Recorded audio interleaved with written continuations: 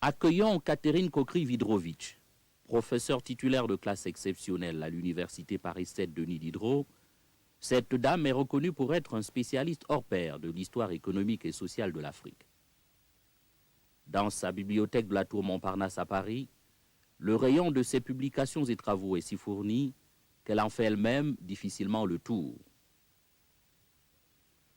Les recherches du professeur Catherine Kokri-Vidrovitch sur l'Afrique remontent au début des années 60. Plus tard, elle participe à la création du laboratoire Tiers-Monde Afrique associé au CNRS et devenue depuis janvier 1997 Société en développement dans l'espace et le temps, CEDET. Le professeur Catherine Kokri-Vidrovitch est l'une des rares signatures féminines à figurer dans la collection Histoire générale de l'Afrique, publiée sous l'égide de l'UNESCO. Elle nous donne ainsi l'occasion de rendre un hommage dû à la femme, et particulièrement à cette catégorie de femmes qui, lorsqu'elles sortent du lot, sont véritablement exceptionnelles. Madame le professeur Kokri-Vidrovitch a accepté de nous commenter l'évolution de l'Afrique au XXe siècle. Elle l'a fait des heures durant, avec aplomb et passion, dans une spontanéité qui, vous allez le découvrir, confirme sa réputation.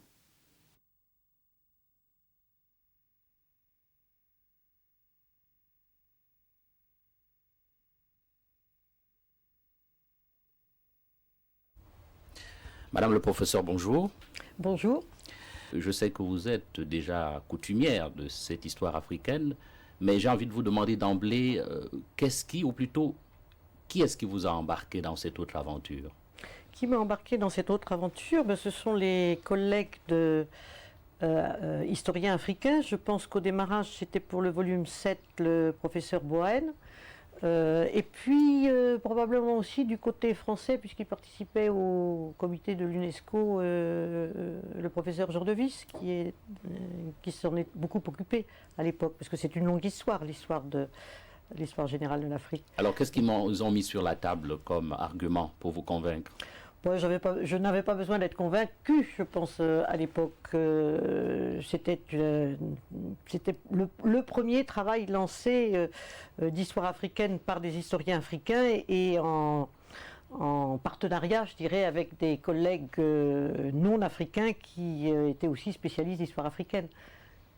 Alors, qu'est-ce qui vous intéresse tant en Afrique et sur l'Afrique? Je suis venue en fait à l'histoire de l'Afrique, j'étais historienne dès le démarrage, mais quand je cherchais un sujet de recherche, je suis venue par la guerre d'Algérie. J'étais toute jeune historienne en 1960 et j'ai eu l'occasion d'aller en Algérie où mon mari faisait son service militaire et j'étais absolument fascinée, passionnée par le continent et je me suis dit qu'il était important de comprendre notre temps, j'étais évidemment à l'époque anticolonialiste, et que je voulais comprendre ce qui s'était passé, et de traverser le Sahara était à cette époque-là un petit peu un hasard. Il s'est trouvé que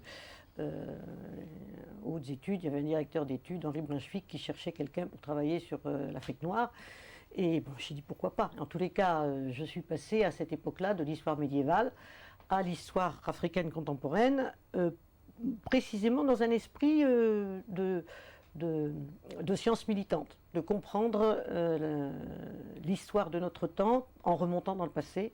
Et donc, ce que j'ai attaqué d'abord, c'est l'histoire de la période coloniale, évidemment. Alors, comment ça s'est passé dans le comité scientifique qui a élaboré cette histoire générale de l'Afrique? Comment était l'ambiance? Écoutez, dans le comité, moi, je n'étais pas dans le secret des dieux. Moi, j'étais collaboratrice au niveau de chapitre. Et à ce moment-là, il y avait un certain nombre d'historiens importants, plus âgés que moi, et excellents historiens qui ont préparé le plan. Et ça, je ne pourrais pas vous dire. Enfin, ils m'ont proposé, en tous les cas, d'y participer. J'étais tout à fait partante. Et puis, j'étais plongée dans l'histoire des problèmes économiques, de l'évolution économique et sociale, des transformations économiques sous la colonisation. C'était vraiment mon sujet. Et c'est pourquoi, pour le volume 7, j'ai très volontiers accepté de faire une histoire de l'Afrique noire, de l'Afrique francophone, si je me souviens bien. Oui, l'économie coloniale, de l'économie des anciennes coloniale, zones françaises, les anciennes colonies françaises, belges et portugaises, il me semble. Belge, je ne suis pas sûr. Parce que oui, il y a la Belgique, effectivement, oui. Avec notamment ce qu'on appelait à l'époque le Congo belge. Oui, absolument. Et c'était tout à fait intéressant de comparer justement finalement des pratiques coloniales qui étaient assez analogues, mais dans des contextes tout à fait différents. Donc ce comparatisme dans l'économie coloniale m'avait intéressé. Différentes formes, évidemment, de souffrance et de résultats dans tous les sens du terme de ce Nous allons parler régime. De ça tout à l'heure. Est-ce qu'il est arrivé qu'on vous demande de revoir votre copie ou bien on vous faisait confiance étant vous-même spécialiste de longue date de l'histoire économique africaine? On m'a vraiment très bien fait confiance. Hein. C'est-à-dire, je me suis très bien entendu avec les collègues et non, je n'ai pas souvenir d'avoir rectifié quelque chose. C'est plutôt moi qui ai demandé de rectifier parce que il y a eu quelques lenteurs dans la publication, malheureusement. Vous avez dû actualiser quelques données. Oui, voilà, j'ai dû actualiser quelques données et demander de dater le chapitre par rapport à la date de parution, parce que évidemment l'histoire va vite, l'histoire contemporaine va vite, mais non, c'est tout à fait bien passé. Je m'entendais en particulier très bien avec je connais le professeur Bohen, le professeur Mazrui, évidemment, mon ami Christophe Kondji, qui était les directeurs de ces 2 volumes. Que nous avons déjà eu à recevoir dans cette émission. Donc, il n'y a vraiment pas eu de problème. Alors, on va évoquer précisément ce premier article que vous publiez dans le volume 7 de cette histoire générale de l'Afrique. L'article est intitulé « L'économie coloniale des anciennes zones françaises, belges et portugaises ». Et vous y établissez un bilan plutôt négatif de l'entreprise coloniale, et cela nous change plutôt des jugements que nous avions jusque-là, qui parlaient des effets positifs de la colonisation. Mais je ne sais pas si ça change, parce que ça fait un moment quand même qu'il y a des travaux critiques sur la colonisation. Je ne crois les résultats ont été souvent dramatiques. Est-ce qu'il faut parler en termes de négatif ou positif? Je crois que nous avons un peu dépassé ce stade, dans la mesure où c'est une période qui a duré quand même 2 ou 3 générations, qui est malheureusement, on peut dire, intégrée dans l'histoire africaine. Et ce qu'il faut en chercher, c'est en quoi elle a généré toute une série de problèmes, de suites, et des événements et des déroulements et des processus qui n'auraient pas été les mêmes s'il n'y avait pas eu. Mais enfin, la question si la colonisation n'avait pas existé est une fausse question aussi. Ah oui. Parce que l'historien n'est pas un devin. Mais effectivement, j'ai essayé dès cette période de comprendre la colonisation à travers la façon dont les Africains de l'époque avaient pu la vivre. C'est-à-dire, ça n'est pas de l'histoire coloniale, c'est pas de l'histoire de la colonisation, c'est de l'histoire c'était les colonies à l'époque, des Africains, des sujets, comme on disait à l'époque de la colonisation, quelles ont été les implications aussi pour eux. Alors, il y a évidemment tout l'aspect des investissements ou des non-investissements justement économiques faits par les colonisateurs, et puis ce que ça a donné, les pressions, le travail forcé, ou ensuite l'obligation de trouver du travail, etc. etc. À propos d'investissement, il n'y en a pas beaucoup. C'est une caractéristique de l'Afrique tropicale sous l'époque coloniale. Il y a eu des investissements coloniaux dans certaines parties du continent africain très précoces, en Afrique australe en particulier, dans l'Afrique minière, mais dans l'Afrique tropicale, en particulier en Afrique occidentale et équatoriale française de l'époque, il n'y avait pas de mines exploitées, de mines découvertes ou de mines explorées. Comme au Congo belge. Tandis qu'au Congo belge, oui, c'était différent. Effectivement, c'était intéressant de comparer la politique économique belge, et anglaise d'ailleurs, britannique, puisqu'il y avait pas mal de capitaux britanniques au Congo belge, qui a beaucoup investi évidemment dans le cuivre à l'époque, et la politique française qui était une politique de rentabilité immédiate et commerciale. On investit peu et on essaye de faire de gros bénéfices par de grosses marges bénéficiaires sur des produits agricoles d'exportation, des matières premières d'exportation. Alors moi, ce qui m'a frappé, ressortissant d'Afrique centrale, c'est que déjà à cette époque, ce qu'on appelle alors l'Afrique occidentale française a une certaine avance, une avance certaine même sur l'Afrique équatoriale française, du fait d'une certaine préférence de la France, non? Comment expliquer cette politique de deux poids, deux mesures? Préférence de la France, je ne sais pas, mais histoire différente, histoire coloniale différente, certainement. C'est-à-dire qu'en Afrique occidentale, vous avez eu dès avant la colonisation l'exploitation par les commerçants et les industriels britanniques et français de matières premières, les oléagineux, l'huile de palme, l'huile d'arachide au Sénégal, a commencé dans les années 1840, bien avant la colonisation. Donc les sociétés commerciales d'import-export françaises ou britanniques sous couvert français sont intervenues tôt. Il y a eu des relations, je dirais pas de partenariat à l'époque, mais enfin, disons des relations qui n'étaient pas des relations de traite négrière. Tandis qu'en Afrique équatoriale, les contacts commerciaux de type moderne, disons pour simplifier, sont intervenus très tard, et les traites négrières, en particulier portugaises, ont continué de façon plus ou moins clandestine jusqu'à la veille du XXe siècle, si bien qu'au début du XXe siècle, quand les Français sont arrivés en AIF, à l'époque, Afrique équatoriale française, ils ont instauré un régime très dur, et les Belges aussi. Ils sont passés directement de, finalement, l'utilisation des hommes comme marchandises à l'utilisation des hommes comme producteurs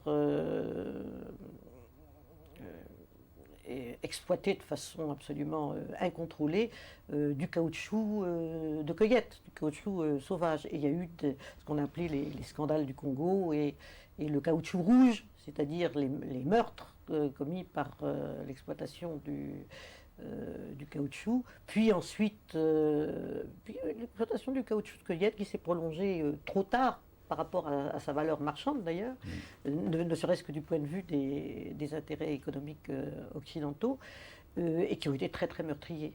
Donc le régime colonial en Afrique équatoriale française et au Congo belge a été extrêmement dur jusque dans les années 1930, à la veille du gouvernement du Front populaire, du gouvernement socialiste de 1936. Est-ce que cela s'étendait jusqu'au Cameroun, qui était quand même un pays sous mandat, il faut le rappeler? Le Cameroun a été un petit peu protégé, effectivement, relativement protégé par sa situation de territoire sous mandat, encore que dans le Cameroun forestier oriental, contigu à la Centrafrique et au Congo, le régime a été aussi extrêmement dur, parce que il y a eu dans les souvenirs d'un romancier, Louis-Ferdinand Céline, Voyage au bout de la nuit, qui a mené une vie assez désordonnée, qui a été à un moment agent de la compagnie forestière Sanga Ubangui, qui était une grosse compagnie d'exploitation forestière et du caoutchouc de cueillette en Afrique équatoriale. Il était en service dans les années 30 ou la fin des années 20. Il était en service au Cameroun, et il a surnommé dans Voyage au bout de la nuit la compagnie forestière la compagnie Pordurière. Oh là là. C'est dire. Et il explique les pratiques commerciales non contrôlées par une administration très très déficiente. La différence peut-être entre le côté français et le côté belge, c'est que pendant très longtemps, jusqu'au début du XXe siècle, enfin jusqu'aux années 1907-1910, il n'y avait pas d'administration indépendante de l'exploitation économique. Si bien que les agents belges étaient à la fois chargés de l'exploitation et de l'organisation administrative. Et ils organisaient pour produire. Tandis que du côté français, il y a eu, dans certains cas, tous les administrateurs n'ont pas été des monstres. Ils étaient pris dans le système, bien entendu, mais il y a eu des hommes courageux aussi qui ont dénoncé les scandales. Et j'ai rencontré, par exemple, c'était en 1965, le gouverneur Guibet, qui était un très vieux monsieur à l'époque, qui avait près de 90 ans, et qui était le conseiller du président Léomba. Et il m'avait dit, j'étais jeune administrateur, c'était son premier poste, en 1905, en Ubangui-Chari, à l'époque, près de Bangui. Et si vous trouvez des choses dans les archives, je vous raconterai. Alors évidemment, je me suis précipité dans les archives. Dans les archives. Et j'ai découvert des scandales, enfin une compagnie concessionnaire, je ne me souviens plus de son nom, mais qui œuvrait dans la région dans l'arrière-pays de Bangui, où il n'y avait pas d'administrateur, jusqu'à ce que ce monsieur, Guibet, qui sortait de l'école coloniale, soit nommé, donc je crois, en 1904. Et il s'est aperçu, évidemment j'ai trouvé des tas de choses, je suis allé le revoir, il est venu me voir, il m'a dit à ce moment-là, il y a la prescription des 50 ans, et donc je peux vous raconter ce qui s'est passé. Alors, ce que je vous raconte est surtout un témoignage oral, mais enfin il y avait une pile énorme de dossiers, tous les dossiers étaient dans les archives, simplement ils n'avaient jamais été regardés. Et donc Guibet s'est aperçu qu'il y avait des choses troubles. Il a interrogé les gens, et il s'est rendu compte qu'il y avait beaucoup d'exécutions, que c'était un régime sanguinaire. Et à ce moment-là, il a été convoqué par le directeur commercial de la société, qui lui a posé une enveloppe sur la table en lui disant pour essayer vous êtes un jeune, de le corrompre. Absolument, vous êtes un jeune administrateur, vous n'êtes pas Acheter encore son titulaire. silence. Voilà, vous êtes non titulaire, moi je suis tout puissant, je peux vous casser comme je veux, prenez cette enveloppe et tenez-vous tranquille. C'était un jeune homme honnête. Il a fait un rapport à son supérieur à Brazzaville. Il y a eu une grande mission d'enquête qui a duré 18 mois, entre 1905 et 1907, qui a conclu à la mort de 1500 Africains, 750 sûrs et 750 probables. C'est-à-dire que les agents de la compagnie tiraient sur tous les Africains qui n'étaient pas en train de travailler au caoutchouc dans la forêt. Vraiment un gros scandale. Or, dans la même période, vous aviez un énorme scandale du même genre côté belge.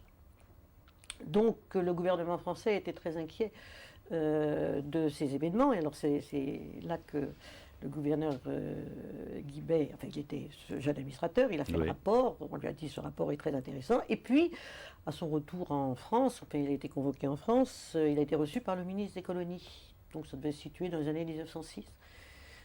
Qui lui a dit, qu'il a beaucoup remercié, qui lui a dit qu'il avait fait un très beau rapport, qui lui a dit qu'on allait faire une grande réforme pour arrêter tout cela. Il y a eu effectivement une réforme administrative pas très efficace, c'est le moins qu'on puisse dire, en 1907, et qui lui a dit en échange, vous comprenez, il y a les scandales du Congo, la campagne internationale lancée par les Britanniques, nous ne pouvons pas...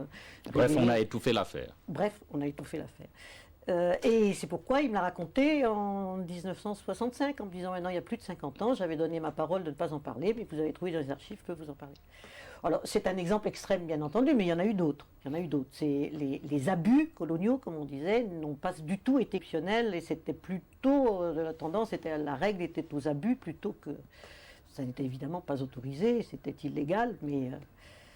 André Gide a fait aussi, le grand romancier français, a fait un voyage au Congo. Il a écrit Voyage au Congo en 1927, au retour de son voyage. Et c'était tellement scandaleux. Il racontait en particulier le bal de Boda, où deux administrateurs devenus fous par l'isolement, par l'alcoolisme, par la folie des grandeurs, tout seuls au milieu de la forêt, blancs, qui se considéraient pour fêter le 14 juillet, quand même la fête nationale française, avait fait exploser à la dynamite 2 ou 3 sujets, comme on disait. Bon, et c'était connu dans la région, et la région était terrorisée. Donc il est revenu en France, il a publié son récit, il a raconté l'histoire, et c'est monté au Parlement français, bien entendu, et ça fait un grand scandale dans les années 1930. C'était la fin de cette période extrêmement sinistre, effectivement. Et ce genre de choses, pour répondre à votre question déjà ancienne, n'a pas existé de la même façon en Afrique occidentale, parce que les contacts normaux, disons, non pas de partenariat à l'époque, mais enfin d'échanges commerciaux, étaient néanmoins plus développés depuis un siècle. Donc, et puis il y avait une concurrence aussi, une concurrence entre les grandes firmes qui faisait qu'elles se surveillaient les unes les autres. Tandis qu'en Afrique équatoriale, ce qui a été catastrophique dans le régime économique, c'est le monopole. Et cette avance de l'Afrique de l'Ouest, elle l'a conservée jusqu'à aujourd'hui. Oui et non. Difficile de vous dire. Sur le plan économique, probablement pas. Mais ceci tient à des découvertes et une exploitation minière ou pétrolière tout à fait extraordinaire au Gabon ou au Congo, qui n'a d'ailleurs pas donné des résultats sociaux bien pacifiques, on le sait en ce moment. mais qui n'ont pas leur équivalent en Afrique occidentale. Donc les économies postérieures à l'indépendance ont été très différentes.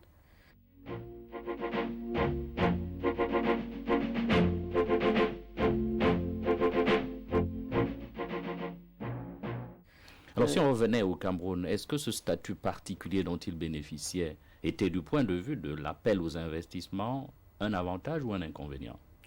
Oh, probablement un avantage. Probablement un avantage. Disons que vous avez plusieurs, comme vous le savez mieux que moi, vous avez plusieurs périodes au Cameroun. La colonisation allemande qui est quelquefois un petit peu enjolivée dans le souvenir, parce que ça c'est tout à fait naturel. Tout ce qui était avant était mieux que ce qui est maintenant. Et donc la colonisation allemande bénéficie d'une relative aura. Alors la colonisation allemande a été très dure sur le plan administratif et policier. C'était une époque où les colonisateurs ne plaisantaient nulle part, hein, et les Allemands pas plus que les autres à la fin du 19e.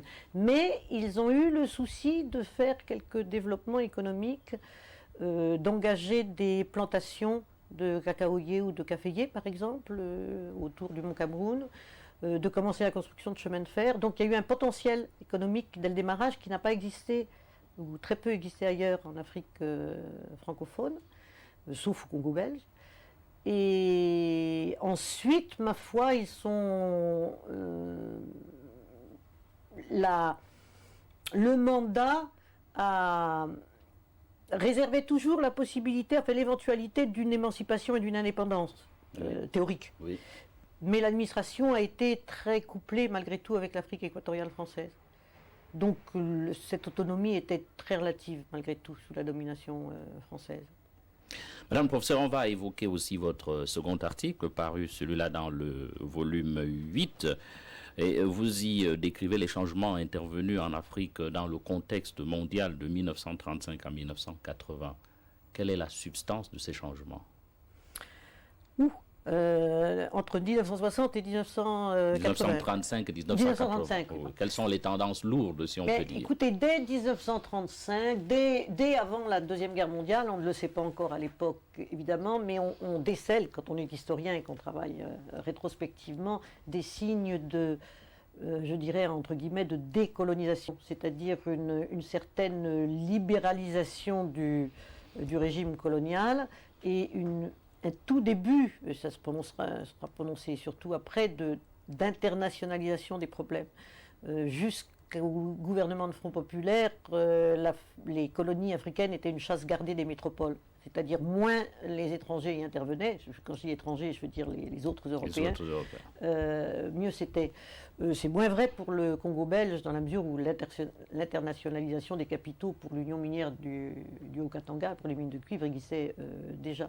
Mais ou pour l'Angola, où les mines de diamants également étaient tout à fait internationalisées dans leur capitale. Mais pour l'intervention politique, c'était très très dépendant de la métropole. Ceci va être rompu par la Deuxième Guerre mondiale, oui. Où l'Afrique devient... C'est le premier traumatisme que vous décrivez. Oui, où l'Afrique devient, non seulement s'ouvre au monde extérieur, mais devient un terrain stratégique essentiel de la Deuxième Guerre mondiale. L'Europe était tout entière occupée. L'Angleterre était elle-même très menacée, elle était toute seule, elle reposait sur l'Inde et sur ses bases africaines. Et la France libre, hostile au régime de Vichy, a triomphé en Afrique équatoriale dès le début. Les gouverneurs, en particulier sous l'impulsion de Félix Éboué, qui était gouverneur du Tchad, oui. a choisi la France libre et de Gaulle dès le début de la guerre. Pour l'Afrique occidentale, ça a été plus dur. Il y a d'abord eu un essai de débarquement de Gaulle qui a échoué. Le Cameroun ne s'est pas aligné non plus. Oui. Alors donc il y a eu donc la guerre en Afrique entre les Allemands, les Italiens dans d'autres parties d'Afrique, et puis les Britanniques et leurs alliés, et donc la France libre. et un terrain d'expédition qui a fait que les troupes, par exemple les troupes françaises, sont parties de Brazzaville. Leclerc, le fameux Leclerc qui est entré en libérateur à Paris, eh bien, il est parti de Brazzaville, il a traversé le continent africain, avec bien entendu beaucoup d'aide des Africains engagés, qui ont, soit comme soldats, soit comme... non plus porteurs à l'époque, mais tous les emplois suscités par des caravanes aussi énormes à travers la moitié du continent, finalement. Alors l'un des faits majeurs de cette période, pour nous, c'est la création du franc CFA. Pourquoi l'Afrique du Nord n'est-elle pas concernée? Le franc CFA a été en quelque sorte, il correspondait à une réalité économique. Oui. Il y avait une très forte inflation en Europe, une interruption finalement des relations commerciales entre l'Europe et l'Afrique, et par conséquent, vendant au prix d'avant-guerre, finalement, les Africains vendaient leurs produits. Quand c'était les Africains, ça pouvait être aussi les firmes européennes qui vendaient les produits africains, mais les vendaient 2, 3 ou 4 fois moins cher que les prix correspondants en Europe. Alors pour rétablir l'équilibre et pour récompenser, ça c'était le gouvernement français, pour récompenser les parties de l'Empire qui avaient été pour la France libre, on a doublé la valeur du franc en Afrique, de façon à rétablir un petit peu un semblant d'équilibre entre les rapports. Et puis, les pays qui avaient traîné... pour les punir un peu. Pour les punir un peu, je simplifie, n'ont pas participé de ce franc CFA. Néanmoins, cette mesure aurait dû toucher l'Afrique équatoriale, selon ce raisonnement, et pas l'Afrique de l'Ouest, et elle a été étendue à l'ensemble de l'Afrique noire et à Madagascar. Mais le côté essentiel, c'est effectivement le déséquilibre entre l'inflation européenne et la stagnation finalement de la monnaie en Afrique.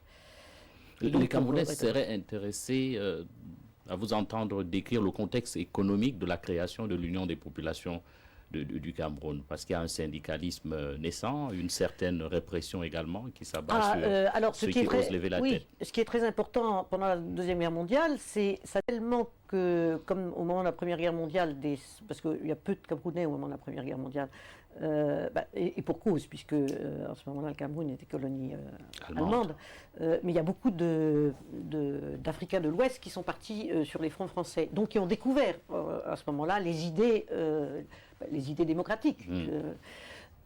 Tandis que pendant la Deuxième Guerre mondiale, ce sont les Alliés qui sont arrivés en Afrique et qui ont présenté des systèmes occidentaux qui n'avaient rien à voir avec le système colonial répressif. À l'époque, il n'y avait pas la radio, ou très peu, il n'y avait pas la télévision, il y avait la censure était beaucoup plus facile. Donc la fermeture des Africains au monde extérieur était beaucoup plus facile. Alors ceci a éclaté pendant la Deuxième Guerre mondiale. Il y a eu la découverte ou la redécouverte, parce que c'était un peu fait 20 ans auparavant, de toutes les forces politiques et syndicales, donc la floraison du syndicalisme qui, du côté français, était autorisé par le gouvernement de Front Populaire à partir de 1936. C'est-à-dire, il y a eu donc à partir du moment où le syndicalisme est devenu possible, donc au Cameroun comme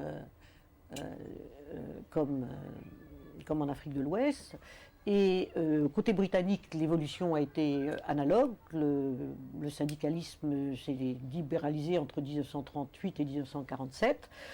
Les syndicats ont été la première force politique libérée, et donc les Africains ont pu commencer à s'exprimer, d'autant que beaucoup de syndiqués faisaient partie du monde moderne, entre guillemets, c'est-à-dire c'était des syndicats de petits fonctionnaires, oui, d'instituteurs, de gens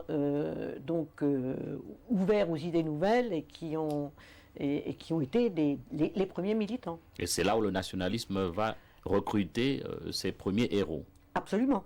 Absolument, absolument. Mais ce qui est tout à fait intéressant dans le cas du Cameroun, c'est que et tout à fait intriguant pour l'historien, c'est que l'opposition au régime colonial s'est exprimée par un nationalisme camerounais qui revendiquait la réunification du Cameroun qui a été créée par la colonisation allemande. Il y a un paradoxe tout à fait extraordinaire. Le Cameroun en tant que territoire n'existait pas avant la colonisation allemande. Il y avait des formations politiques et sociales diverses.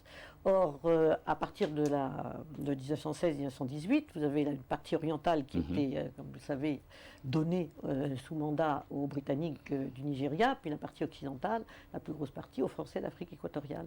Et la revendication nationaliste, a été la réunification d'un Cameroun créé par la colonisation allemande.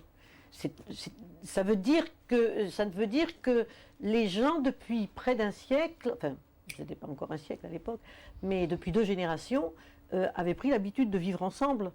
Et leur forme de réaction contre le pouvoir colonial ambiant, c'était de retrouver quelque chose d'avant. Ça veut dire aussi que la colonisation, en quelque sorte, réveillait la conscience identitaire. Oui, réveiller la conscience identitaire, non, parce qu'il y a toujours eu des consciences identitaires diverses, mais a introduit de nouvelles données qui ont été l'œuvre d'un gros travail de syncrétisme et de revendication contre les pouvoirs coloniaux ambiants pour créer effectivement un pouvoir national. Ce que vous dites aussi, c'est que la décolonisation politique a été précédée par des appels à une forme de décolonisation économique, relayée par la presse économique occidentale. Le mouvement de décolonisation, la poussée vers la décolonisation, c'est un mouvement qui s'est précipité évidemment à la veille des années 60, et puis particulièrement au Cameroun à cause de l'action militante sur le terrain, de la guerre de libération qui avait commencé, qui était un signe pour les Français. Parce que les Français avaient déjà connu 2 guerres de libération nationale, l'Indochine et l'Algérie. Donc ils étaient très sensibles à un signe, ils se sont dit, oh là, ça commence à chauffer en Afrique noire. Il vaut mieux qu'on se retire. Il vaut mieux qu'on se retire. Mais ceci dit, alors ça c'est, si vous voulez, le biais politique. Sur le plan économique, la fin de la Deuxième Guerre mondiale a affirmé le droit des peuples à disposer d'eux-mêmes de façon très officielle, et les peuples n'ont pas du tout été sourds, ils l'ont très bien entendu, et la nécessité de l'aide au développement qui n'existait pas dans l'idéologie coloniale d'avant-guerre. Aide au développement, ça voulait dire investir pour des infrastructures sociales, pour l'éducation, pour la santé, et puis le droit au travail. Et quelque chose qui a été très décisif du côté français, ça a été la promulgation du Code du travail français en 1952. Ce qui veut dire que les droits des salariés africains devenaient les mêmes que les droits des salariés français. Congés payés, assurance maladie, etc., etc. Alors les milieux d'entreprises coloniales métropolitaines perdaient l'intérêt qu'ils avaient à avoir du salariat sous-payé et à bénéficier des non-droits sociaux des Africains. Donc l'idéologie a commencé à se répandre dans des milieux conservateurs et les milieux d'entreprise à partir des années 1950. Après tout, si les pays étaient indépendants, ça coûterait moins cher. Oui. C'est ce qu'on a appelé le mouvement cartieriste, parce qu'il y avait un journaliste, un grand reporter qui a fait des grands reportages dans Paris Match à l'époque, en 1952, qui a vulgarisé ce type d'idée. Plutôt, là, il avait lancé le côté français, alors le mot d'ordre, le slogan, plutôt la Corrèze que le Zambèze. Que le Zambèze. Oui. Alors, vous décrivez aussi, avec la même veine critique, les relations entre l'Europe et les pays d'Afrique, Caraïbes et Pacifique, ce qu'on a appelé CEACP, qui est aujourd'hui Union européenne ACP. Alors, faut-il là aussi s'en tenir à l'idée reçue qui présente cette coopération comme un modèle de coopération Nord-Sud ? Oui, ça c'est l'idéologie aussi, et vous savez, j'ai coutume de dire qu'en économie, dans le domaine strictement économique, la philanthropie n'existe pas. Les hommes d'affaires font des affaires, ils font des profits. S'il n'y a absolument aucun contrôle, aucune intervention de type politique, l'humanitarisme, sauf pour un certain nombre de gens très généreux, n'est pas leur point le plus fort. Donc, dans les relations nord-sud, chacun combat pour tirer un avantage. Et d'une certaine façon, les plus forts en tirent plus d'avantages que les moins forts. Par conséquent, les relations nord-sud, elles partent en même temps d'un souci de partenariat, qui est le souci des organisations internationales, donc certaine, malgré tout une certaine protection, une certaine intervention, et puis les intérêts en cause. Et là, à partir du moment où la grande crise, la grande dépression économique commence avec le premier choc pétrolier dans les années 1972-73, le monde occidental, le capitalisme occidental est en crise, et le capitalisme occidental en crise cherche à se ressourcer, à se réorganiser et à trouver des compensations là où il peut en trouver. Donc le remaniement des relations nord-sud, elle vient d'une part du fait qu'avec l'indépendance, les rapports économiques deviennent vraiment internationaux, et ils sont donc sur le plan international contrôlés par les États qui sont indépendants. La France ne peut plus interdire au Cameroun ou au Sénégal d'avoir des relations avec les autres. Et par conséquent, bien entendu, les jeunes États vont en jouer. C'est leur intérêt. Et du côté du Sud, le côté multi-relationnel, multi-international est tout à fait intéressant, bien entendu. Donc il y a une concurrence internationale qui joue. Et qui change complètement les donnes économiques. Quand on ne trouve pas des investissements en France, on va les trouver en Angleterre, en Allemagne ou ailleurs. À partir des indépendances, les États donc, ont contrôlé leurs relations avec les différents pays étrangers, et les relations ont donc été tout à fait différentes du protectionnisme impérial d'auparavant, où les métropoles pouvaient pratiquement entraver ou quasiment interdire les relations avec les autres puissances. Ceci a changé d'ailleurs dès 1956 avec la constitution de l'Europe, la communauté européenne. Parce qu'en 1956, la France et la Belgique, qui étaient les deux, la Grande-Bretagne ne faisait pas encore partie de la communauté européenne. Donc la France et la Belgique étaient les deux puissances coloniales de la communauté européenne et impose, d'ailleurs difficilement, parce que les autres pays européens, l'Allemagne était réticente, impose le fait que les métropoles entrent dans la communauté européenne avec leurs colonies, qui restent colonies, qui sont territoires dépendants, mais qui font partie de la communauté européenne. Ça ouvre d'un seul coup l'ensemble de l'Afrique noire en particulier, puisque ça concernait essentiellement l'Afrique noire et Madagascar, aux relations nord-sud, comme on dit aujourd'hui, c'est-à-dire avec l'ensemble de l'Europe. Donc une concurrence internationale, occidentale, dans ces différents pays. À l'indépendance, les États, dans les années 1960, les États conquièrent leur indépendance, mais conservent une relation avec la communauté européenne. Et cette association des États indépendants du Sud va devenir de plus en plus large, et elle donne naissance à l'ACP, c'est-à-dire Afrique, Caraïbes et Pacifique. Afrique, Caraïbes, Pacifique. Et dès lors, vous avez théoriquement deux blocs qui vont négocier. Mais évidemment, dans ces deux blocs, sur le plan économique, vous avez un bloc fort et un bloc faible. Et donc les négociations sont très dures.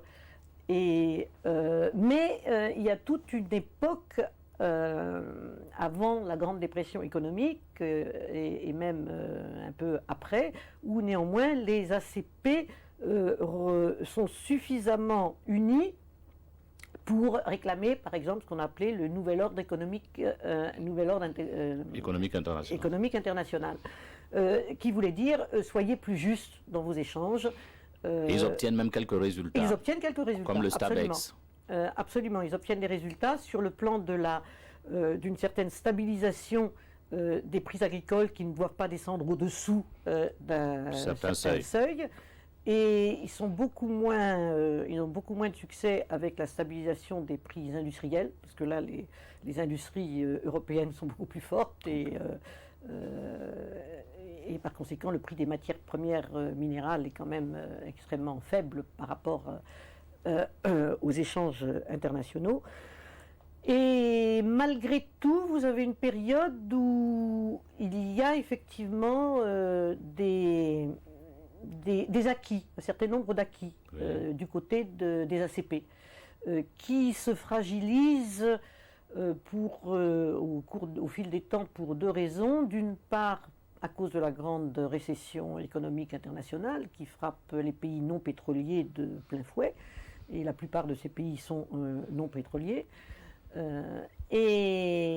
Par ailleurs, à cause des divergences politiques et idéologiques très fortes entre les différents membres du côté des ACP, bien entendu. Ce qui fait que les relations bilatérales, plus la guerre froide, rendent les cohésions de plus en plus difficiles.